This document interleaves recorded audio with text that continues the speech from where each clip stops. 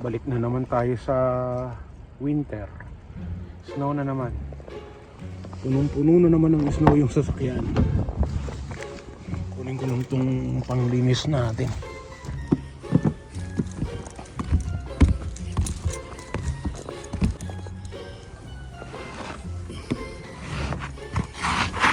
Welcome to Canada, where the snow never ends. Ay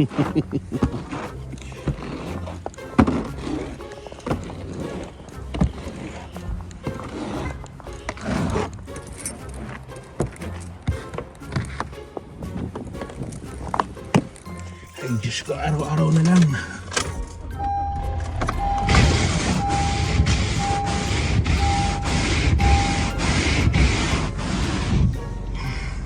So abutin pa ng siyam-siyam bago matunaw yung ice na yan. I-start pa lang muna yung sasakyan para mag-init ko sa loob. Piruin mo na ganito talaga kakapal yung snow na inulan niya kagabi. Dumi nung sasakyan, oh. Buti hindi ko pa nilinis. Kung nilinis ko yun, sayang lang yung pera na pinanglinis dahil sa sobrang putik ng kalsada. Ayan, oh. Grabe ang putik ng kalsada, oh.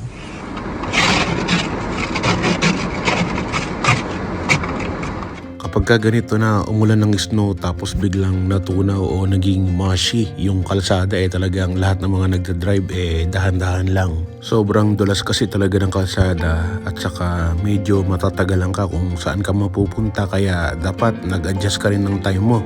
Basta paggabi umulan na ng snow at makapal yung snow, kinabukasan talaga maglilinis ka ng sasakyan, tapos yung biyahe mo magiging mabagal, so nag-a-adjust ako ng mga more than 30 minutes pagpunta sa trabaho. Kapag dumating ka dito sa Canada o pumunta ka dito sa Canada, nagtrabaho rito o nagturista o kung ano man, pag unang dating mo pa lang dito, syempre ma-enjoy mo yung snow. Pero habang tumatagal, malalaman mo na yung magiging problema na pagdating sa trabaho mo, sa pagdadrive mo, sa paglilinis ng sasakyan, pag-shovel ng kalsada. Yan talaga yung ma-encounter mo pagdating ng winter. Ilang buwan din yung winter na yan. Pero sa tagal ko na rito, sanayan na lang din talaga. So yung binabiyahe ko na 30 minutes to 45 minutes, ngayon kulang isang oras yung biniyahe ko kasi mayroon ako nadaanan na medyo traffic kanina. Pero andito na tayo ngayon sa trabaho at ipapark ko lang yung sasakyan ko bago ko pumasok. Medyo sobrang dami rin pala yung mga binuhat kong gatas ngayong araw. Punong-puno yung stock namin dito sa likod, pero siyempre hindi natin pwedeng ipakita yung sa video, bawal yun. But anyway, after 4 hours talaga nagutom ako. Baon ko nga pala ngayon is sinigang na baboy, konting gulay, saka konting sabaw, okay na, walang kanin. Solve na yung aking baon para sa araw na to, panalo na to. So, uuwian na naman mga ka-Berks. Isang araw na naman ang lumipas. Isang napaka-busy araw. Sobrang busy, ang daming tao. Pag maraming tao, busy ka rin sa pag-display ng mga item. Mag-isa lang ako sa dairy. Ako mag-isa yung nag-receive ng 3 paleta kanina. Tapos nakaubos ako ng 2 paletang gatas. Tapos nagkamada ka, nag-condense ka, at kung ano-ano pa. Baka hindi ako makapasok bukas sa sobrang pagod. Hirap kumita ng pera, pero okay lang yun. Ang importante lang naman nakakaraos tayo sa araw-araw, di ba?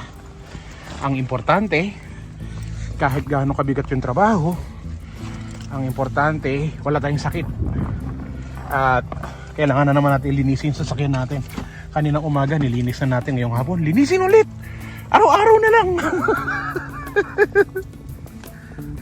Ganun talaga ang labanan dito sa Canada. Matirang matibay dito. Kung di ka matibay, kung di malakas yung loob mo, uy, ay grabe, sobrang kapal yung snow. Kaberks, sobrang kapal yung snow. Wow, makauwi pa ba ako niyan? Anak naman ng kitakalong, pagkagaling mo sa trabaho, maglilinis ka pa ng sasakyan, papainitin mo pa yan, mamaya pa ako uwi kasi painitin pa natin to, mahirap na. uuwi ka nang hindi mainit yung makina ng sasakyan mo, baka wala pang isang taon durug-durug na yung kaluluwa mo. Kaluluwa ng sasakyan mo, di ba? Ganun talaga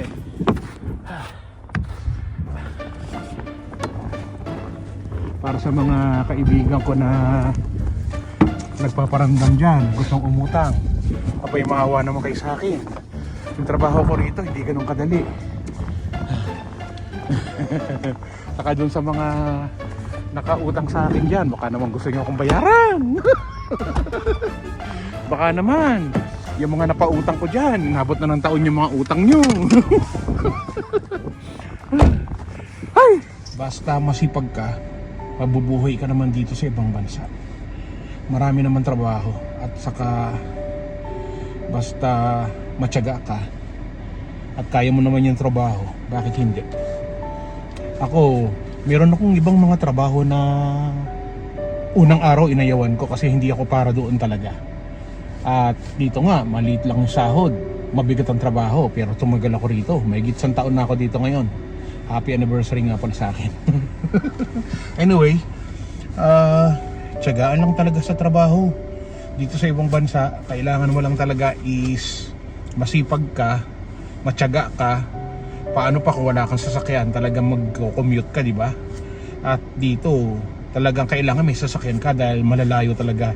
Pupunta ka ng mga Asian supermarket, Asian store, malayo, simbahan, malayo, mall, malayo, ospital or supermarket, kahit na anong mga gusto mong puntahan dito, wala yung sa tabi ng bahay mo unless doon ka nakatira mismo malapit doon sa mall o malapit doon sa supermarket. Ako, malayo sa lahat. Malapit lang ako doon sa school ni Angelo at saka doon sa Safeway supermarket. Pero medyo malayo rin yun pag nilakad mo, mga 20 minutes walk din yun. Paano pag simbigat ko pa maglalakad? Baka hindi lang 20 minutes. Anyway, natapos na naman yung isang trabaho natin. At kung makikita nyo yung snow ngayon, sobrang lakas ng snow. So pagdating pa ng bahay niyan, hindi ko alam kung magsushovel pa ako ng harapan ng bahay o magpapahinga na. Pagka magsushovel pa ako ngayon, pag uwi ko ng bahay, sigurado na hindi na ako papasok bukas at sobrang pagod ko na talaga. Ay, tiyaga lang, tiis-tiis lang. Kung nakaya nung iba, makakaya rin ni Chris Cusinero. Ang importante, lumalaban ka ng patas, wala ka tinatapa ka ibang tao, wala ka inaagrabyadong ibang tao. Yun ang pinaka-importante, pinakamahalaga, di ba? Saka tuloy-tuloy lang tayo sa hamon ng buhay, tuloy-tuloy lang tayo sa agos ng kapalaran natin. At hindi sabang panahon nasa ilalim tayo ng gulong, bukas nasa ibabaw naman tayo ng gulong. Pero wag naman sana yung gulong ng sorbetero, kasi yung gulong ng sorbetero, kahit nasa ibabaw ka, tatapakan pa rin yun ng sorbetero para mag-scoop ng ice cream Tama o tama? Tama. Anyway, maraming salamat sa panonood nyo. At pasensya na kayo hindi tayo kaagad nakapag-upload ng video dahil nga sa sobrang busy ko sa trabaho. Saka alam nyo na, ang weather dito ngayon, sobrang kakaiba na naman. Ayan, kitang-kita nyo naman. Naku, mga ka-Berks, ang weather, ewan ko kita sa video. Kita ba sa video? Yung snow.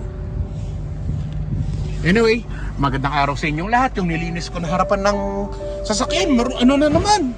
Ay, anak ng tipaklong talaga, oh. Anyway, maraming salamat po. Chris Cusinero, ang inyong kapamilya, kapuso, katropa, kabarkada at ka-Berks. Hanggang sa susunod na video ulit. Bye-bye.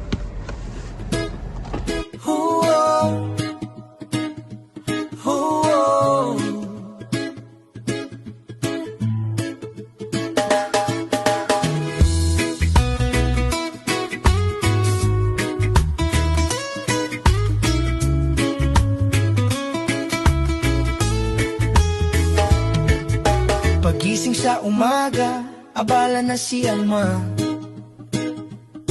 Sa kusina pa lang, laban na ang drama. Nag-iinit ng kawali, kape'y nakahanda. Para sa anak at pamilya, lakas ang puhunan niya. Almusal ang sandata para sa maghapon. Kahit simpleng luto may kasamang dasal noon. Pagtsamba ang tawag pero alam ng lahat. Sa bawat kagat ramdam ang tapat. Di man perpekto ang timpla, pero wagas ang intensyon niya. Pag-ibig ang sikreto sa lutong tumatagos sa puso. Crispy Cusinero, di lang basta cook. Isang ama na handang isugal ang lahat. Sa bawat halo may ligaya at lungkot, pero pamilya ang laging dahilan ng lakas. Chris Cusinero, may puso sa bawat timpla. Sa bawat lasa may kwento ng pag-asa. Hindi lang pagkain ang kanyang hinahain, kundi pagmamahal na di kayang tumbasan. Oh, araw-araw ang amoy umaabot sa kapitbahay. Parang yakap ng tahanan kahit pagod ang katawan. Bawat sangkap may ngitit hirap, bawat luto sakripisyo ang katapat. Sari-saring adventure ang kanyang tinatahak. Kahit anong trabaho basta marangal ang landas. Kaibigan, kapatid, kapitbahay, kapuso, kapamilya, kaberks at tama kay Angelo. Di iniinda ang pagod dahil lang ang mahalaga'y dangal ng puhunan. Sa kusina o sa buhay, ama siyang maaasahan kailanman. Crispy Cusinero, di lang basta cook. Isang ama na gagawin ang lahat para sa anak at pamilyang minamahal. Kahit mapagod, di kailanman uurong o tatalikod. Cusinero, kusinerong may puso. Sa bawat timpla may pangarap na buo. Sa bawat putahe may dasal na lihim, na bukas ay mas gaganda ang kanilang daan. Kung ang mundo'y malamig at mahirap, may kusinang may apoy na di nauubos. Pag-ibig ang apoy, pamilya ang dahilan. Si Chris Cusinero, ama ng tahanan.